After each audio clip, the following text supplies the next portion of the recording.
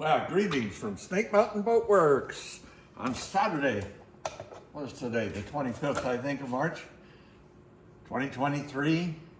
I've had quite a few questions about stripping, applying paint, and other issues having to do with refinishing, preserving painted boats.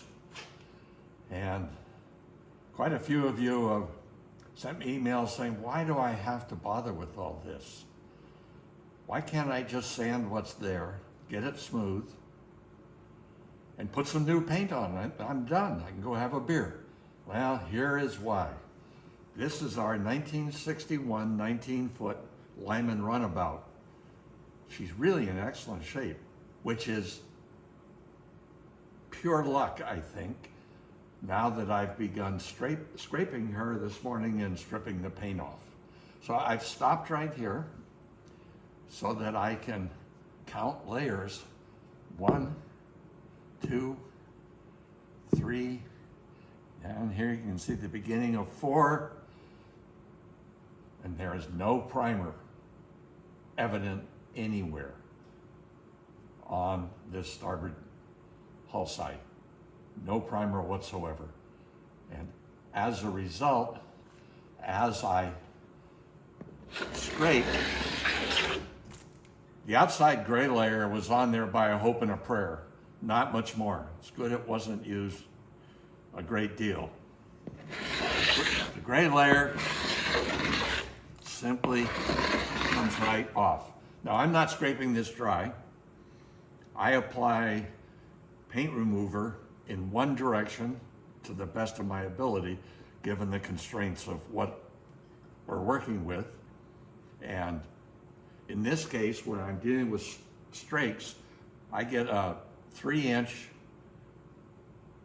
foam roller is okay, except it tends to slide. It doesn't have the coefficient of friction once you get it soaked with stripper is too low, and rather than roll, it slides.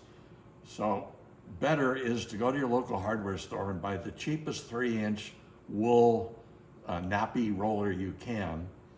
The reason for that is the trick with stripper is to lay it on as thickly as you can and then be patient. Leave it, let it work, let it work.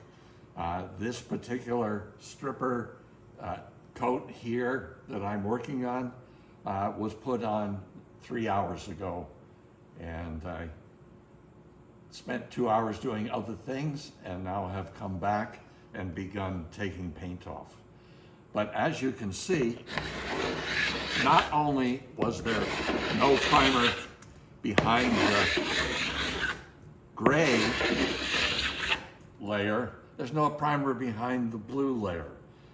And the blue layer is coming right off, and you can begin to see evidence of little hairline cracks. Look at this one. This one goes all the way back here. Here's one that goes all the way back here. Here's one that goes all the way up to here. Friends, that's where water gets in. You can say, wait a minute, it's just a crack in the paint. Yeah, a crack in the paint is a crack in the paint. It is a huge invitation to water. Come on in, guys. It's nice and warm in here. Let's grow some mold. Fortunately, the owner of this boat is lucky. You can see this whole white layer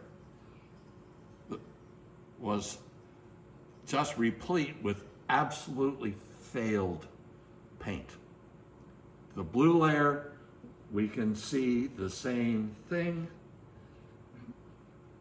Leave this boat in the water, and by the end of the season, not only will it weigh 50% more than it did last spring,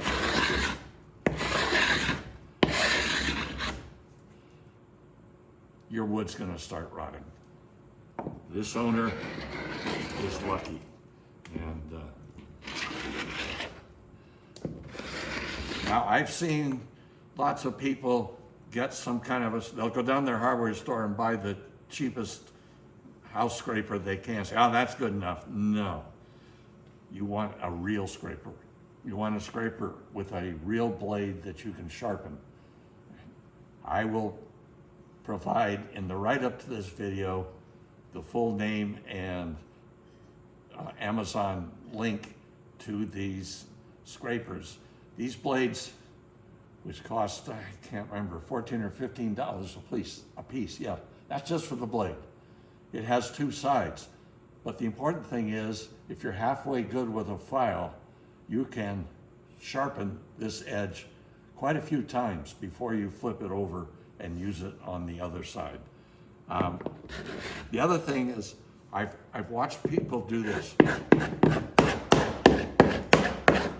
Friends, that's not how you take paint off. Take paint off, it's kind of like hitting a golf ball. Nice, smooth, almost effortless stroke, one after the other. As you can see,